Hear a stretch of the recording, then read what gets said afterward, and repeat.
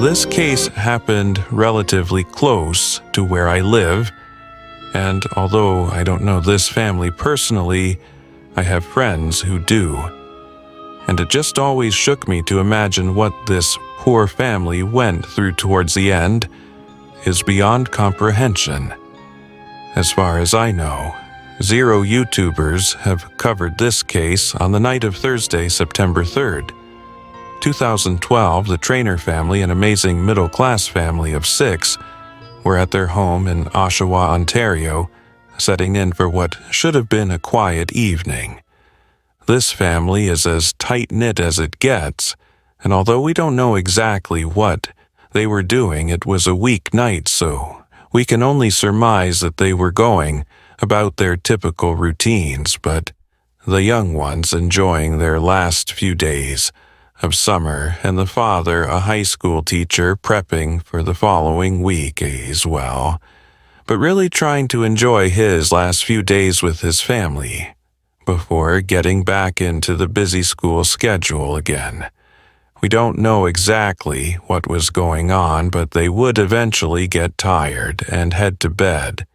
Now, one thing is for sure, they absolutely did not expect what was going to happen.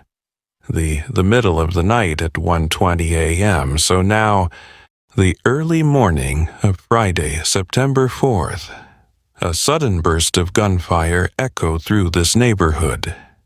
Neighbors were jolted awake, immediately very confused and alarmed as, despite being Oshaya, this was not the type of neighborhood where one would expect to hear gunfire. And oddly, it would turn out that these sounds had come from inside of the Trainer home again. Just a normal middle-class family of 6 calls flooded into emergencies, reporting what sounded like some sort of active shooter situation. And when police arrived minutes later, they were met with an absolutely chilling scene, one that would take days to fully unravel. Inside the Trainer household, 4 members of the family were deceased: 50-year-old Chris Trainer, the teacher, 20-year-old Bradley, 15-year-old Adelaide, and 11-year-old Joseph. The mother, a woman named Loretta Trainer, had survived, but she was struck and in bad shape.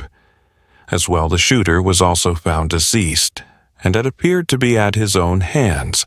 It was immediately clear that this wasn't a case of a home invasion gone wrong. There were no signs of forced entry, no shattered windows, no kicked-in doors, and whoever had done this had just walked right in, moved through the house, and carried out this horrible event. With precision for investigators, the immediate question was who the hell had done this, and why at first the details didn't really make sense. There were no reports of threats against the family, no history of domestic violence, and no sign that anyone in the house had expected an attack. And in fact, to many, this neighborhood was deemed so safe that people often left their doors unlocked. But quickly authorities discovered the identity of the shooter, and the cases started to make sense. But it took a very, very disturbing turn. The person responsible was 48-year-old Mitchell Leahy, a man who had come all the way from a different province. But what made this even more unsettling is that he wasn't just some stranger. Mitchell was Loretta Trainer's brother. He'd just driven more than 2,000 kilometers to Ontario. Only arriving in the middle of the night, he entered the Trainer home as an uninvited guest and took almost all of his sister's family away from her. And just a side note, one thing I found heartbreaking about this is that her 4th child was away at college while this all went down. Loretta was obviously intended to be taken it as well. And if she had not survived this, imagine how he would have felt on top of what already happened, given that his mother survived at least. They still had each other, But losing 4 people is still absolutely unbelievable, and you're probably wondering, why on earth did Let's brother do this? Investigators diligently worked to determine what could have driven him to commit such an act, and the motive they later confirmed centered around a financial dispute, specifically an inheritance issue regarding Loretta and Mitchell's father's estate that had created an absolute storm in Lapa's mind. Reports suggested that he had been deeply resentful over the way the will had been handled. We do know that their father made it clear who would receive what in the will. 5 years before this happened, Loretta would get most of it, the sale of a cottage and a home, and Mitchell would get $30,000. It's not clear why he got less, but it is clear that his anger had festered for long enough that I decided to take the most extreme, irreversible, and horrible action possible and bring these completely innocent kids into it. The Trainer family had literally no idea they were in danger that night before this. There is no previous reports of threats, no police involvement, and a documented history of violent behavior leading up to from the outside. Nothing seemed wrong. And yet in one night, nearly an entire household was wiped out. But some people disagree that there was no signs. In fact, some said they weren't surprised at all. The second they heard about it, they had almost immediately guessed that it was Mitchell and that this man was very, very loose. He was said to be quite intelligent, but abusive in his younger days. Apparently he once invited people to his family home for a party and then just shot fireworks at them saying, "Only thanks for coming." And a young woman was severely burned, but he couldn't care less. He was said to be a disgusting person who bullied and victimized others just for the sake of it, and was very creepy and weird. But to drive 2,000 kilometers to do something like this was still unthinkable. But there was definitely signs that he had the capacity to do something. This bad Loretta Trainer and her son, Sam, who was away at school, survived, but had an unimaginable cost. They lost a husband and a father, 3 beloved children and siblings. They lost everything in the days that followed. This tragedy, Loretta released a statement thanking the community for their support, but no words could make sense of what had happened. This wasn't just a crime. It was something far more devastating. Something that could never be undone. Both Letta and Sam had an incredible amount of courage to get up and speak like they did at the funeral service, and I commend them for it. I sincerely hope that they have since been doing better, as it's been almost 5 years, and I haven't heard anything since. This is just not something that you come back from quickly. If ever this case remains one of the most horrifying instances in recent Canadian history. And last week he said, "Mom, you always hear that you don't know what you got until it's gone, but we always knew. We knew we were." In late September of 2012, an 88-year-old woman named Ila Stormel was admitted to a hospital near her location in Brazil after suffering a stroke that caused the left side of her body to become paralyzed. Like any event of this scale, it was absolutely devastating for her family, as she was a massive part of their lives, and Elda just meant so much to them despite her condition, though. After being hospitalized and well taken care of, her family did start to observe signs of improvement, although IA was on the older side, and this event initially seemed like it was going to be irreversible. This obvious progress started to give them a lot more hope, and it sort of just gave them a path to follow in this journey. Among the things that medical staff were using to aid Anella's recovery were a nasal feeding tube and an intravenous line in her right arm that administered necessary medications and fluids, as in situations like this, they obviously cannot consume these necessities on their own. With it being said, these require a very high level of diligence and awareness to administer, as even the smallest mistake could have catastrophic downstream effects on a patient. And unfortunately, in this case, a nurse practitioner who's working at the hospital and treating Elda was going to make one of these very grave errors on the evening of October 7th, 2012. So, a couple weeks or so into Ilda's recovery, this specific nursing technician whose identity remains undisclosed mistakenly injected a nutritional soup intended for Elda's feeding tube directly into her fourth line. This grievous mistake introduced something that was obviously meant for her digestive system directly into her bloodstream. And horribly wise daughter, Anna Ruth, was present during this entire incident. She recounted that immediately. After the injection, her mother exhibited severe distress, squirming uncontrollably and protruding her tongue, a reaction that she hadn't displayed throughout her entire hospital stay, and despite medical interventions this conditioned to deteriorated rapidly, leading to her passing approximately 12 hours after this happened.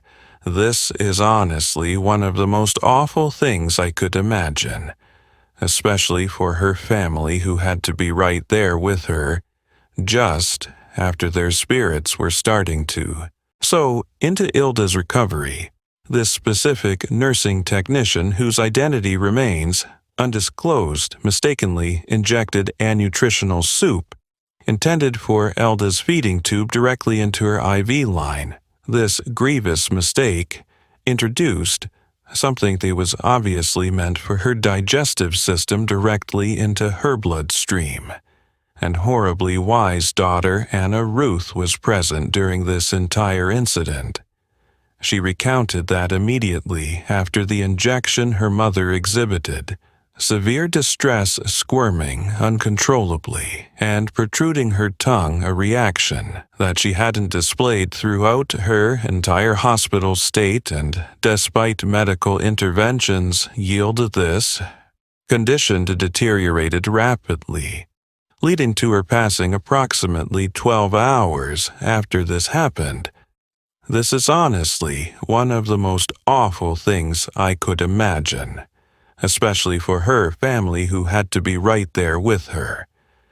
Just after their spirits were starting to be lifted, the hospital acknowledged the error but refrained from directly linking it to Elda's death. In other words, they did not take responsibility. An initial autopsy report cited a pulmonary embolism as the cause of death, but further laboratory analyses were pending to determine any direct correlation between the accidental injection and her demise. Wise family, who was convinced that the injection error was the primary cause of her sudden decline, initiated legal action against the hospital seeking accountability and justice for their law. This super tragic incident underscores the critical importance of meticulous attention in medical settings.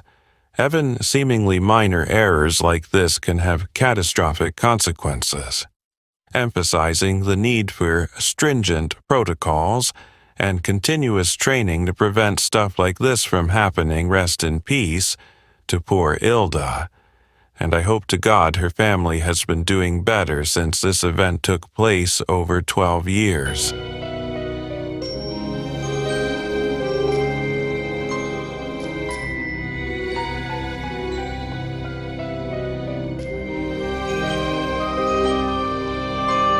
This entry is just horrible. It's a freak accident that took place on a party bus. I feel like I slightly heard about this when it happened, but I just completely forgotten about it until someone in my comments recommended it. But man, is it just horrible in every single way. On the night of August 31st, 2012, a group of 65 New York high school students backed onto a double-decker party bus ready for a night of celebration. The mood was absolutely electric. Music, blared lights flashed, and teenagers laughed and danced as the bus made its way through New York City. It was supposed to be a night to remember, and for the group of teenagers it was. But sadly, it was for all the wrong reasons. The students were headed to New Jersey for a Sweet 16 party. Daniel Fernandez, and a popular junior at St. Francis Prep in Queens, was right in the middle of it all, enjoying the night with his friends. The party bus was stocked with all the things that a teenager would want: music friends, and just a sense of freedom that came with rolling through the city at night in this sweet buzz. But then literally in an instant, everything changed. At some point in the trip, Daniel and some of the other kids were on the top floor, messing with the emergency hatch on the roof of the bus, wanting to open it. But the security guard on board was warning them to stop, of course being teenagers. They would wait till he looked away and try to open the hatch again. The cycle started to creep out, and eventually they got it.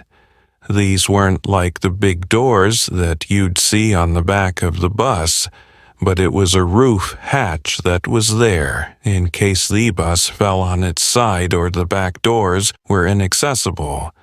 And obviously you can go on about how silly this sounds, but these were high school kids, and trust me, we all knew risky kids who did stuff like this. It doesn't make it right, but risky behavior is just part of being a teenage boy anyways. Either way, the exact details of what happened next remain debated, but what is known is that Daniel moved towards the exit door, and either out of curiosity or excitement, stuck his head out of the roof hatch to have some fun and catch the wind. What he didn't realize was that this bus was approaching an overpass, and he had no time at all. The impact was immediate and catastrophic. Daniel was struck by the overpass, neck up, at full speed. The bus was still moving when this happened, meaning there was no time for anyone to stop him or warn him. 1 second he was there laughing with his friends, and then Daniel was gone. Chaos absolutely erupted inside the bus.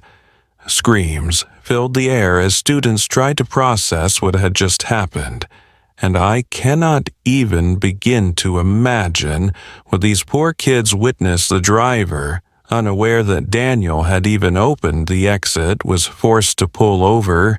As panic began, another bus stopped too, and quickly people were spread out everywhere on the highway or freeway, if you're American, in a complete panic.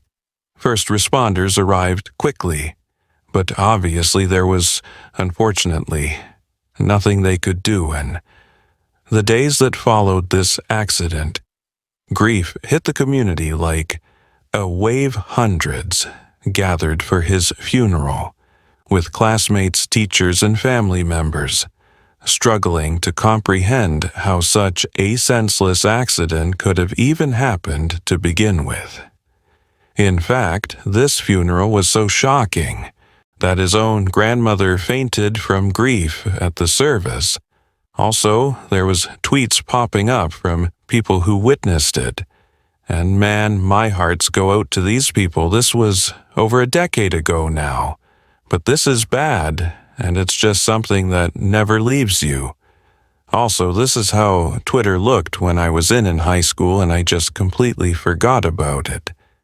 Beyond just the sadness, though, there is also a growing sense of anger. Questions arose about whether proper safety measures had been in place on the bus. The emergency exit is supposed to be just that, an emergency exit. The bus driver later stated that he hadn't been aware that Daniel had even moved toward the exit, let alone the fact that he'd open it, and others pointed to the bus company itself, questioning whether there were enough safeguards in place to prevent something like this from happening. But I don't know about any of this. Come on, the emergency exit has to be ready for us. Any given time, they've all been on a bus before, and there was a security guard warning them. Multiple times the kid just did something risky, and unfortunately he paid the price in a way that no one should ever have. To the reality remained the same. A moment of recklessness, excitement, or simple misjudgment had ended a young life. And no matter where the blame fell, Daniel Fernandez was not coming back. In the years since Daniel's accident has served as a haunting reminder of how quickly things can go wrong. And for a case like this, it's hard to have any closure or any sort of justice. The poor family is just left with memories of their amazing 16-year-old boy who made a bad mistake and never made it.